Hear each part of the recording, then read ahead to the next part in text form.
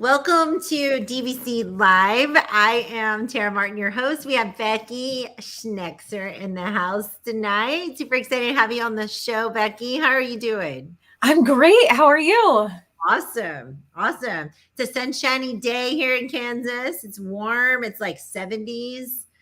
Feels amazing compared to what last week we had some 90s. What about you in your area? Yeah, it's warm. It's in the 80s. I think tomorrow we're going into the 90s, but I spent the entire day teaching outside. So you can't see the whole outfit, but I'm still, hair's back.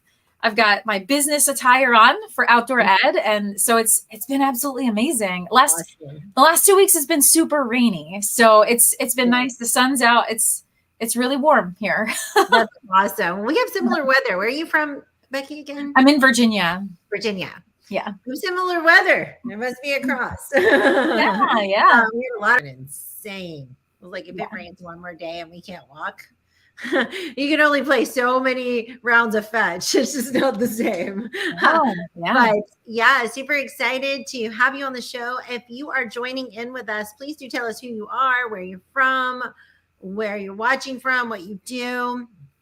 I know we are at the end of the school year, which often means a lot of people will watch this on the playback, and that's totally fine. We leave that opportunity open for whoever to watch it. Hey, Lisa, welcome.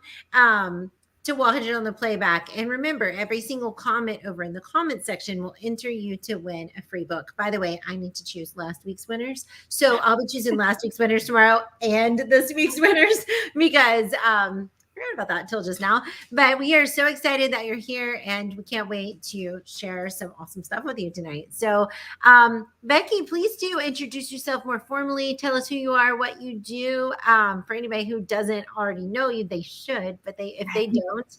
And tell us a little bit about this awesome book that you can see the fabulous cover over in the corner here. Tell us a little bit about that as well. Yeah, of course. So I am Becky Schnekser. I'm an elementary teacher. I have been teaching for almost 20 years. Like that's crazy, right? I can't old enough to say that. I always tell people that. I'm like, am I even old enough to have a 20? Yeah, I know. All my students are still, 8, 9, 10, right? But oh my gosh, they're not. That's crazy. So I am an elementary educator. I've almost been teaching 20 years. I wrote a book about science education. It's called Expedition Science. I'm also, in addition to being a teacher, I'm a field scientist. And so when I'm not in the classroom teaching, I travel the world and I do field science, or even I don't have to travel the world. I do field science in my backyard, in my neighborhood, in my city, in my state, across the United States. But one of the fun things that I do get to do is travel around and do field science and bring that back to students, my own students, and teachers and students globally. So super exciting. I love to make everything that I'm teaching real, authentic, not stick with traditional ways. And so this book is all about really bringing science to life, especially for elementary educators, because we have to teach all the subjects, or we don't have to, we get to teach all of the subjects. And sometimes some of them get a little more attention than others. And so for me, it's all about elevating science and bringing it into to just bring it to life, bringing it to the forefront of what we do as educators, especially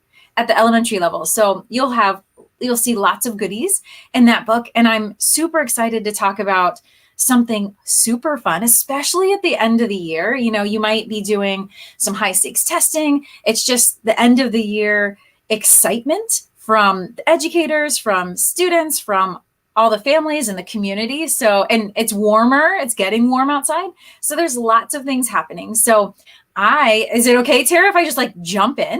Totally. Yeah. Yes. Well, let's just jump in. We can do that. And as she is talking, if you guys like what you're hearing, type it over in the comment section, even if you're watching this on the playback, because remember, that's how we choose somebody to win this awesome book. I'm also going to drop the link of this book over in the comments, as well as above and below this video, so you can watch it. So you can click it and order it, because you will want this book in your hands, especially if you teach science in the lower levels, but really all levels. I feel like there's a lot to gain from it. So Becky, let's just dive in. Let me get your slides up there for you. Perfect. I'm super excited. 18 days left. You've got this.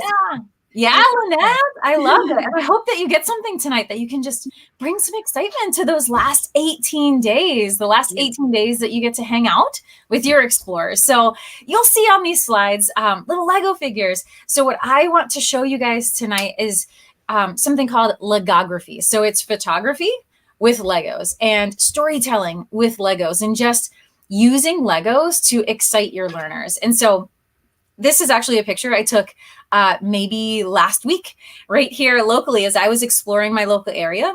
I always bring Lego figures with me. So there's something that I write in the book, and I tell you, if you ever meet me in person, ask me for my Lego figure, because I guarantee you I will pull it out of my pocket and like, oh my gosh, yes, I have a Lego with me. Oftentimes I have more than one Lego minifigure with me, but I use them for a whole lot of different reasons. So when I'm in the field doing field science, I use them to show scale, to show how large or how small something is. So I have pictures of Lego figures next to crickets, and Lego figures next to tarantulas, Lego figures next to footprints, Lego figures next to anything, just to show the size of something. Because sometimes in a photo, you don't know how large or small something is, but maybe not everyone, but many people know the size of a Lego minifigure. So if you throw one of those next to something that you want to share later, it helps people make a connection to the actual size of whatever you're showing them. So that's one use that I use these for when I go out into the field and I'm bringing artifacts back for my learners. But another thing that I like to do is called Legography. And so you'll see here photos that have different Lego figures in them. And I use them to be a little bit silly, but also sometimes to teach things or to set up a little scene wherever I am. And I have a Lego that is supposed to be me. And so a lot of times I pose Lego me in a photo to share with my students later, or I'll do little animations like stop motion. But this is super fun to use with your own explorers and to hand them a Lego minifigure or get them hyped. Have them bring in their own Lego minifigure if they have them, or any sort of little toy that they use at home, and you can tell stories with them. So this is just a for funsies picture. This happens to be a place called The Hague near where I live. It's a little body of water. And that was just a test photograph of me. But in the background, my learners will recognize the silhouette of that building. So it's also a fun way. You could say, like, guess where this picture was taken. And so they have to use context clues. They have to look really closely at the things that are happening or the things that they see in the photo. So this might be a good brain break. This might be a good energizer in the morning. It might be a great companion for context clues when you're teaching literacy or you're teaching place and geography. That's super awesome. Sometimes your standards have students needing to know certain landmarks around the world. So having a little Lego minifigure in the picture just makes it a little more fun. Or sometimes pictures like this, I'll put in front of my students and say, tell me a story. What's happening? What's the name of this Lego that's in the story? And what happened just before this picture was taken? What happened after? Are they a famous scientist? Are they a historian? Did they time travel? Did they come from space? And I just ask them these questions to get that creativity going and just spark their interest. So I think that's the biggest thing about Ligography, is just getting them excited. They see something that looks really cool that maybe they've played with before, and they get hyped about what they're seeing. Tara, do I need to go to the next slide, or can you do that? I think you can. Oh, that's exciting. Okay, cool. So, whoopsies. Okay. No. Maybe. I think I can. I'm trying to, come on. Let me remove it and put it back. Okay. Call Dad. There we go. And I can stop sharing and then reshare. I think I can do that. Okay. Oh, come on. There we go. We have all the realness happening right here. Yeah, of course. Okay. Try it now. There we go. Yes. Okay, cool. So this is a picture that I took this is the Lego that's supposed to look like me. And I was talking about ecosystems. So another way to use this, you can use it with creative writing. You can use it with context clues. You can use it just for funsies, right? We were talking about opening your class or doing just a brain break. tell me a story about this, or let's make up something together. But also looking at ecosystems. Here where I live, we have a really unique ecosystem. We move from ocean to marsh to swamp to deciduous forest, which is super cool. And you can sometimes see it within 100 yards of from going from the ocean to these ecosystems. So in this particular photo, it's a marsh ecosystem. And so I, just for fun, right, put my Lego minifigure in there, and I have my students tell me, like, what is this? Tell me about this photo. What science information do you know here? And then once they give me that science information, then we do things for funsies. They can move on. Now they can create a story. They can say what Miss Becky or Miss Schnekser was doing that day, or what was she discovering in this marsh ecosystem. So lots of flexibility there. This photo is when I was in Galapagos, and I use this for lots of different reasons. One, my Lego minifigures in there, and those other 2 Lego minifigures that you see that are not me, I'm in the back. But the other 2 are actually, they represent 2 of my friends. In front is Andres, who's one of my scientist friends. He's actually my principal investigator when I do work in the Amazon. That's his Lego. And the second Lego, the middle one, is his wife, Sophia.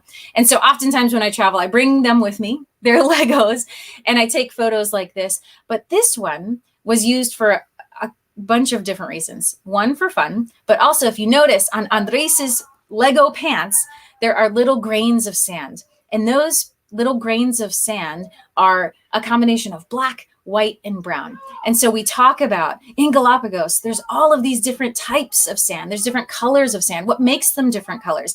Is this Isabella Island, or do you think this is Santiago? Because we would have already studied those things. And they use context clues right there. And they're like, oh my gosh, it's black sand, so it must be this island.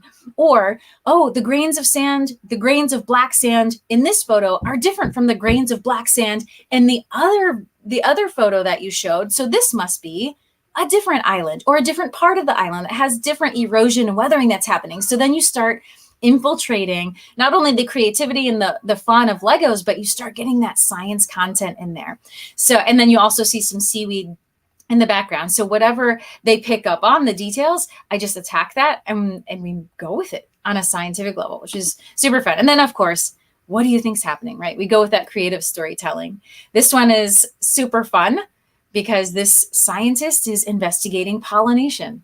Right. So there's lots of different things that you could do with this one, with this explorer on top of that flower. And you see the pollen, you see the pistil, you see the stamen. In our state, that's a fourth grade science standard. So perfect. You could be very creative with that. Also, I want to just show you a couple other things too. I like to play with perspective. So that first photo that you guys saw, this is from the same day, and I see 3 Legos. And you can see they're climbing the bark of this tree, so we could identify the tree. Or we could tell a story about, whoop, this explorer down at the bottom, she's not quite going to make it. Or this is the same scene, but the photo on the left is slightly different than the photo from the right. So we can talk about perspective, aerial perspectives, like if I was a bird and looking down, or if I was a squirrel climbing this tree, looking down, this is what it might look like. So you can see that the possibilities are endless, right? What do you see? What do you not see? And what stories can you weave? Or what science content can you throw in there? Or what historical content can you throw in there? So that's one of the reasons that I love Ligography. There's so many different things that you can do. And these 2 photos were just for funsies. I found an acorn top and I put it on top of one of the Lego's heads, and I put it in the hand of a Lego that looks like a warrior. So this is perfect for creative writing. And then, of course, in the background, we have buttercups. So could we teach about buttercups? We sure could. Could we create a far off land with this picture? We sure could. We can do all kinds of amazing things. And this is just another example. We're looking at the moss here in this photo. This is another perspective photo, but I could also teach. This is my friend's Lego, Jennifer, and this is my Lego struggling to climb the basalt rock in this photo.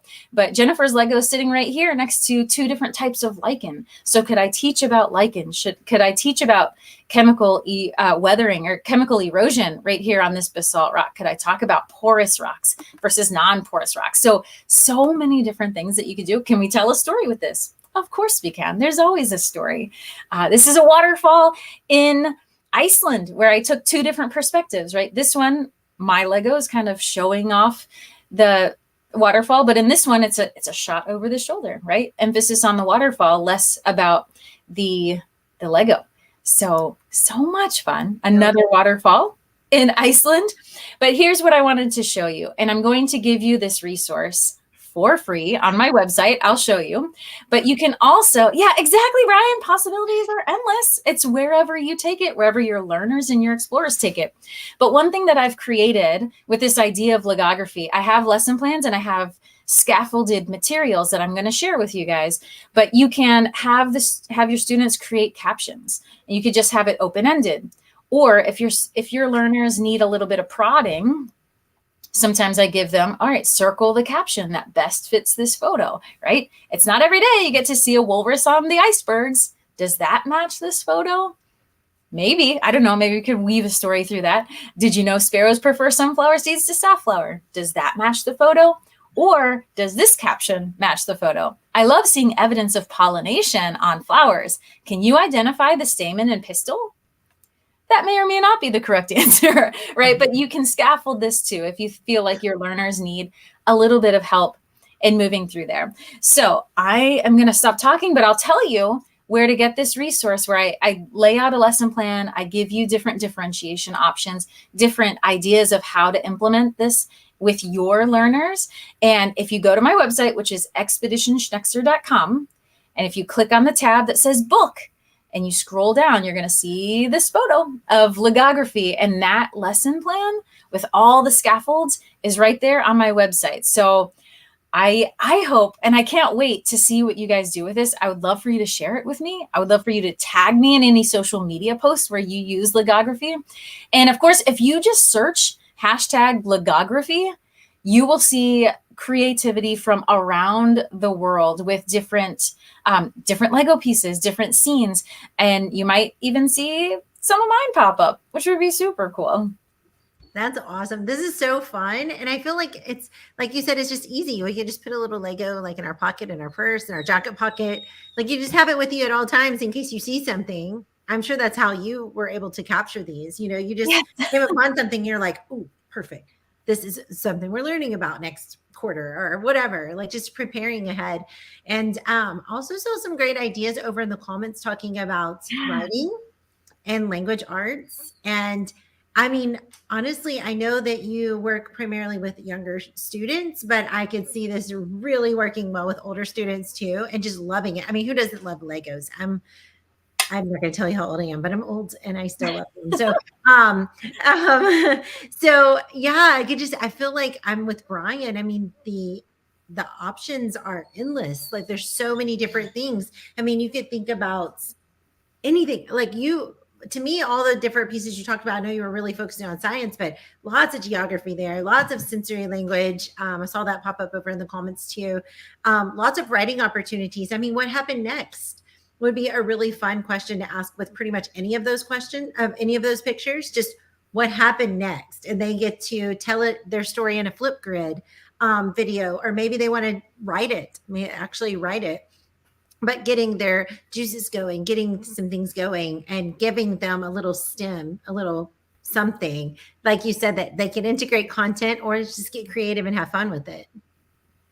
Yeah, I absolutely love it. And stop motion video is so fun, especially, I mean, older kids too. Kristen, you're right. Older kids love Legos. Like here I am, very not super young, but also not super old, but older. And I carry one of these, maybe 5 with me all the time because they're so small, and it's so fun to just set up little things. So yeah, there you go, Brian. Or just ask your students to bring in Legos. Or I actually just got a bunch off of a Facebook like free sharing group in my neighborhood. I just said, hey, anybody have Lego minifigures? And someone was like, yes. And you can have them. I'm like, thank you, because now I have new Legos to do Ligography and bring them to my students. And beware though, if you hand these to students, they get dirty. I learned in an interesting way that these will get shoved in mud and they'll get pretty dirty, but fear not. Warm water and in soapy warm water and a soak, it will clean them all up. But just awesome. Be prepared. Yeah. Kids' hands are just always dirty. Well, my son is 20 and his hands are always dirty too. I feel like every time he comes home, the microwave always has stuff all over it. And I'm like, yeah, how is that? How is your hand that dirty when you're eating? I don't understand. But yes, Ligography, fun, right? Lisa, yes, I'm in. I like this idea too that Kristen put over here is someone taught her and then stories this week. So putting something up there is kind of like what happened next, but and then continue the story. I'm guessing that's what that means. And I love that idea. So much fun, so much endless possibilities. So definitely check out Becky's website here. Go down to Expedition Science. If you like what you just heard, you will love this book.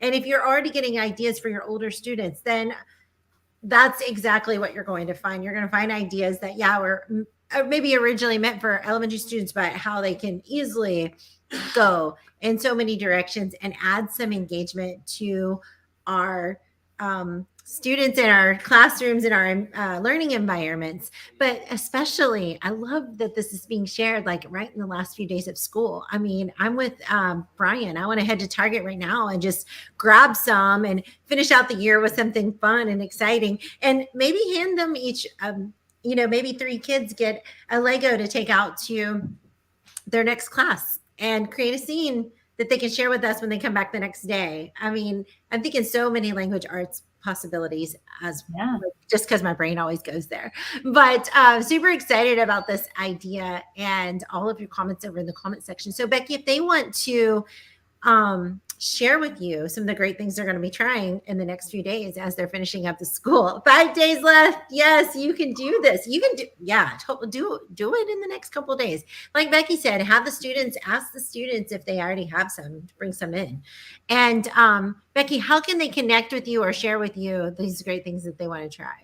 Yeah, so my handle across social media is just my last name. It's Schnekser. So if you can spell my last name, then you can find me, or you just start spelling SCHNEK. I will probably pop up. So yeah, so you tag me on any social media. I would love to connect. I'd love to see what you're doing and collaborate. That's my favorite thing to do.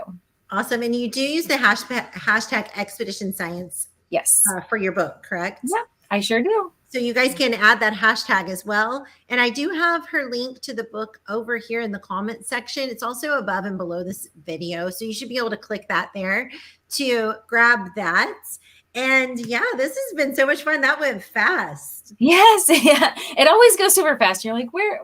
I feel like these shows, I'm always like, man, I have a show tonight. And then I'm like, whoa, when the show finish? Like, how did that go so fast? Yeah, so much fun. Thanks for joining in and sharing. You always have such fun stuff to share. If you guys don't already follow Becky, you need to. You should. It's definitely Monday is World Turtle. Hey, there you go. If you don't already follow her, you should. She's always putting out great content, and I just love learning from you. And this book is so engaging, besides the fact that the cover is absolutely stunning. Yeah, I love it. I mean, this is a book you can judge by the cover. Yes. It's really that awesome on the inside too. But thank you so much, everyone. I hope you finish out your year strong. And if you need anything, we're just a DM away. We're always here for you. And thanks for joining us on Thursday night. We'll be back next week, same place, same time. And we actually will continue these shows into the summer. So we'll be having some fun summer ideas to be sharing out here as well. That may not be like necessarily stuff you do in the classroom, but it'll be some learning opportunities for you. So thanks again, Becky. This has been so much fun. And thanks for all of you who joined us tonight. I can't wait to see your Ligography. So be sure and tag us. Tag DBC Inc. if you don't mind as well. So Becky, again, you rock. And we always appreciate having you on the show. Yeah, it was great to be here. Thanks for having me, everyone. Bye, everyone.